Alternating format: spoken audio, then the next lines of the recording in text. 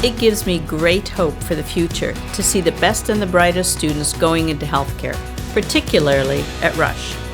Most people who enter healthcare do so because they have a deep personal commitment to make the world a better and a healthier place. If I had to describe Rush in one word, I would say collaborative. Yeah. Fulfilling. Community. Caring.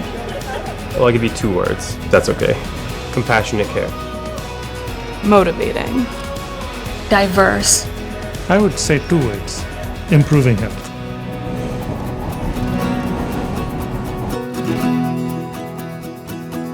It's your classmates, the professors, the staff. Everyone wants you to succeed. And it's just like the family environment that I love about Rush, and I highly recommend to anyone. There's just so much love for each other. There's so much love for the patients we serve. There's so much love for just the community, every community, any community we walk into. And I think that's contagious. These are inspiring individuals committed to making a difference in the world.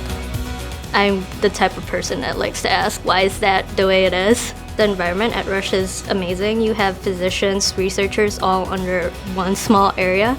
I came specifically to Rush because of the translational research aspect. I chose Rush because of the community that I felt as soon as I walked in the door for interview day.